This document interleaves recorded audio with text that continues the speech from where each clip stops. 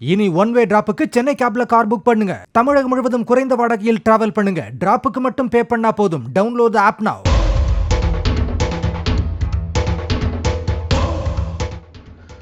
திண்டுக்கல் பகுதியைச் சேர்ந்த ரவிக்குமார் என்பவர் கடந்த சில ஆண்டுகளுக்கு இஸ்லாமிய மதத்துக்கு மாறியுள்ளார். தனது பெயரை உமர் என மாற்றிக்கொண்டு இஸ்லாம மதத்தை தீவிரமாக பின்பற்றி வந்துள்ளார். சில ஆண்டுகளுக்கு முன் சென்னை வந்தவர் கீழ்கட்டளை பகுதியில் பிரியாணி கடை ஒன்றில் மாஸ்டராக பணிபுரிந்து வந்துள்ளார்.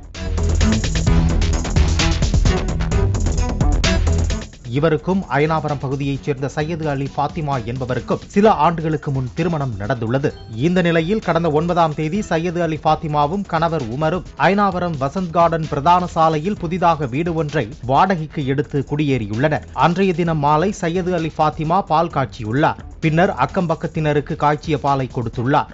அப்போது சையது அலி ஃபாத்திமா ஃபர்தா அணியவில்லை என்று கூறப்படுகிறது. இது தொடர்பாக இருவருக்குள்ளும் தகராறு ஏற்பட்டுள்ளது. இதனால் ஆத்திரமடைந்த உமர் பிரியாணி செய்யும் கரண்டியால் மனைவி சையது அலி ஃபாத்திமாவை தலையில் 2 முறை பலமாக தாக்கியுள்ளார்.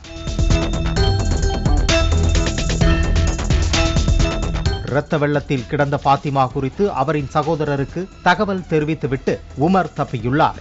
ஆனாலும் குடும்பத்தார் அளித்த புகாரின் பேரில் செல்போன் சிக்னலை வைத்து அயனாவரம் பேருந்து நிலையத்தில் பதுங்கியிருந்த உமர் கைது செய்யப்பட்டார். இந்த நிலையில் கடந்த 3 நாட்களாக கீழ்ப்பாக்கம் மருத்துவமனையில் சிகிச்சை பெற்று வந்த ஃபாத்திமா இன்று உயிரிழந்து போனார். தொடர்ந்து போலீசார் கொலை வழக்கு பதிவு செய்து விசாரித்து வருகின்றனர்.